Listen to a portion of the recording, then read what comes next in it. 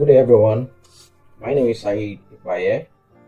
I'm currently a support worker and healthcare assistant here in the UK, where I work with people with different learning disability, cognitive impairment, physical disability, autism, and the likes. Today, I'll be talking about a particular concept called the mental capacity assessment. This is very important to me because quite a lot of people working as a support worker or as an healthcare assistant doesn't really understand what this concept really means, and it is quite important for everybody to understand this concept because it has to do with our day-to-day activity. If we are unable to understand how to actually identify the capacity of an individual, it will be very difficult to know how to actually support these people, and it will be very difficult to know how to actually access them or relate with them. Mental capacity is quite important because it has to do with our day-to-day activity. It has to do with our livings. Even for people that are actually medically fit and they don't have any form of disability, it's still very important for us to know how to assess our mental capacity. So that's why I'm actually putting out this video out today for people to really know what mental capacity simply means and how to actually assess people on their mental capacity. So, what exactly does mental capacity simply means? This is the ability to actually make an informed decision about a particular situation within a particular duration of time. If an individual is actually expected to make a decision about certain situation and he or she is actually unable to make that decision, are we going to just conclude that this person doesn't really have the mental capacity? So, mental capacity is actually is beyond just making decision because there are certain requirements that comes with how we can actually judge an individual capacity. So how do we assess an individual capacity? There are majorly two stages of the assessment. Firstly, we are expected to actually understand that does this person have an impairment or any disturbance that has to do with the brain or the mind? Maybe the person have any form of dementia, maybe brain injury, or the person has a form of learning disability, autism, and so on and so forth. So, first thing we need to first of all identify this. Does this person really have all these form of mental impairment?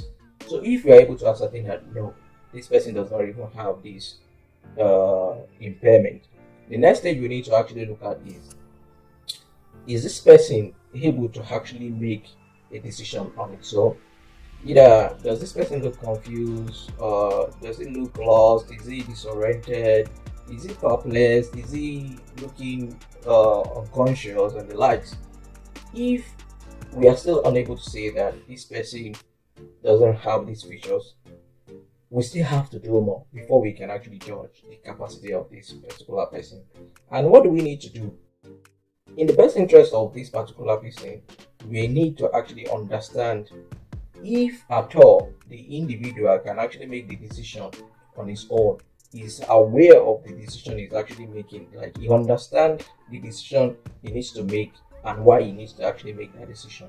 We need to first of all understand that before we can actually judge if an individual is mentally capable. Secondly, we need to know if at all the person can retain the information long enough to make a decision or choice. For instance, an individual is actually given opportunity to actually have an information. Can this person remember this information in the next 4 hours, in the next 5 hours? If we are able to say that, oh, this person can actually retain this information, then we can still use this to assess the person's capacity. Thirdly, we need to understand the consequence, that the person understand the consequence and the decision.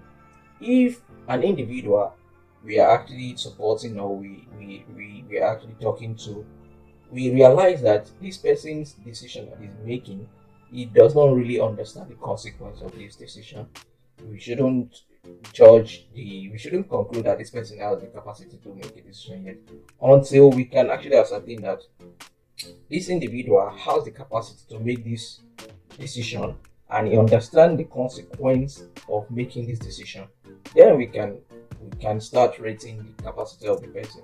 And lastly, we need to understand that this person that is trying to make this decision, he can communicate this decision in any way, either based on speech or either in sign language or any form of communication.